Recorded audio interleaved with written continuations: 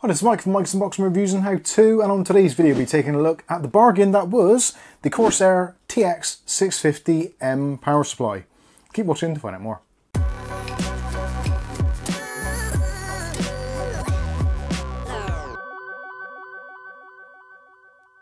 Okay, so in today's video we'll be taking a look at Corsair's TX650M. This is a semi-modular power supply from the people at Corsair. Not actually made by Corsair, it's made by a sub-company or another ODM called Great Wall, and they make absolutely tons of power supplies from the very low end to the very high end, so yeah, don't worry too much about who makes it. It's got some really good components inside it.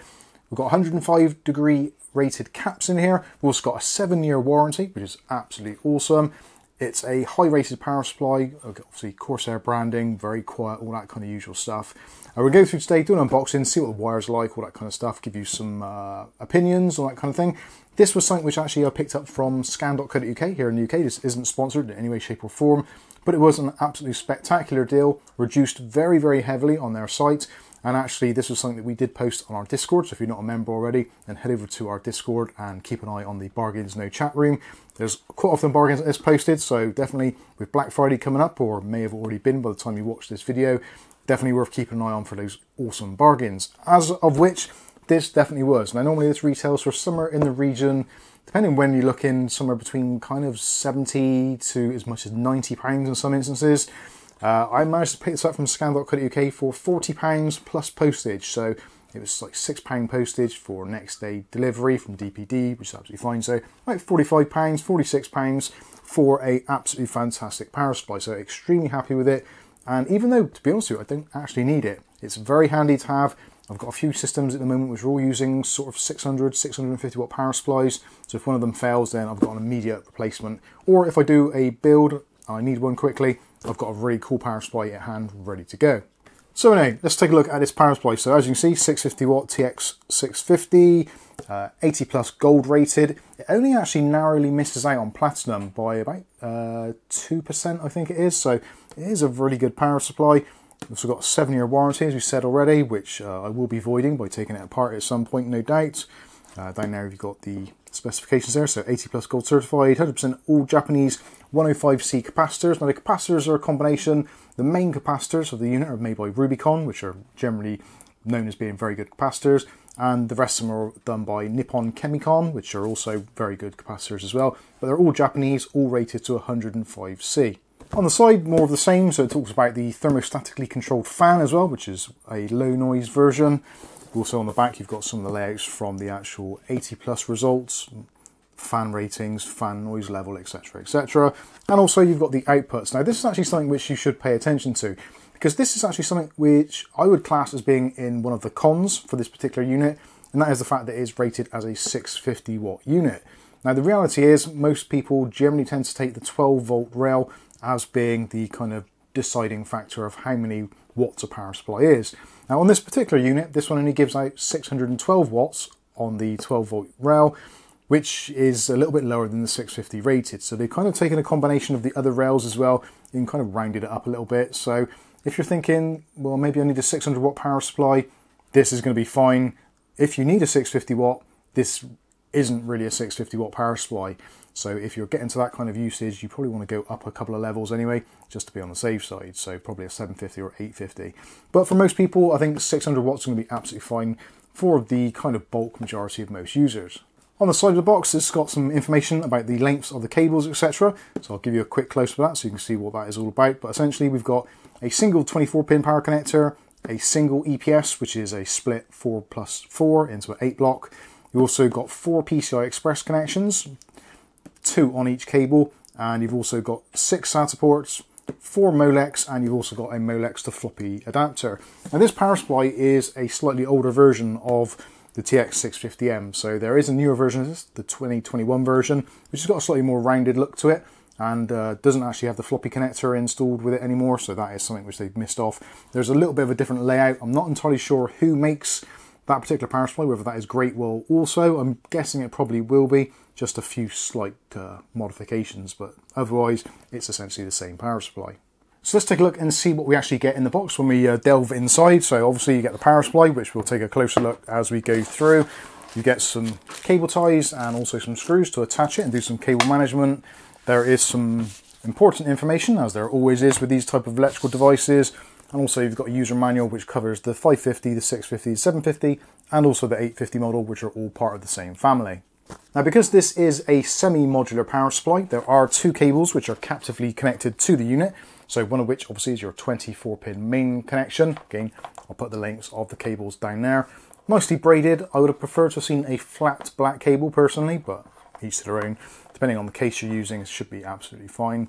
They've actually made the braiding come down a little bit lower on this particular model. So if your motherboard needs to have a bit of a bend on it to get the cable to plug in, it doesn't interfere with this big block here. So when it comes to the EPS connection, something else they've done, which actually they did on the 24-pin as well, when it splits to be a 20 plus 4, it actually does snap together and actually kind of lock into place. So if you're trying to wire it up and you're trying to fish it into a socket and the extra 4 tries to break away, obviously on this one it won't do because it's kind of locked into place, which is awesome, which can be said for the 4 plus 4 as well. So again, it does split if you want to, but it does kind of push together and lock in nicely. So when you're trying to fish in that EPS connection at the top of your motherboard, it doesn't split right at the very top and you can't actually see it, and it won't physically go in and drive you slightly insane.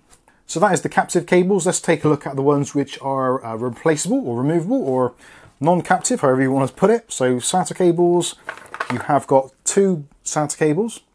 Each one contains 3 SATA connections, so you can have up to 6 SATA drives or peripherals that are using SATA connections.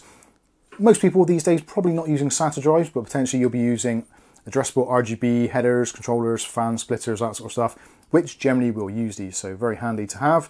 Next up, there is a floppy style connector, so that is going to adapt a Molex plug or a 4-pin Molex into a floppy connector. Again, these really don't get used a great deal now if you've maybe got an internal PCI Express card, USB 3 headers, that sort of thing. Possibly one of Thermaltake's new fan controllers, then they do use those, and also some water cooling equipment does use them as well, so it's quite handy to have.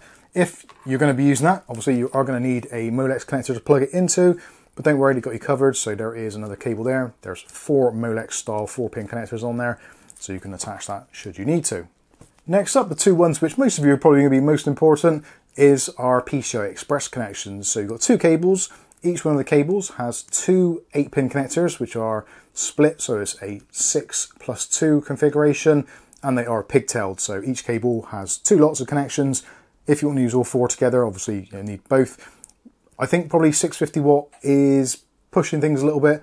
Personally, actually, I would have probably liked to have seen maybe just one of these plugs and the other one be maybe an additional EPS connector. Now you can actually get additional cables for this. So say for instance, you're using a higher end processor, maybe a slightly lesser graphics card, and you want to swap out one of these for an EPS connector. These are using Corsair's Type 4 cables. So I'll try and put some links for those in the video description as well, so if you want to get some spares. Or if you want to go to somewhere like Cable Mods, you can get them to specify the cables. They'll say which power supply you've got, which type of cables is it using. So these are using the Type 4 type cables. Last of all, there is a power plug, obviously to plug it into your main supply. We're in the UK, so this is just a standard kettle lead one end and our 3-pin plug on the other. So let's take a look at the power supply a little bit closer. So on the back, you've got the power input, and also you've got your on-off rocker switch.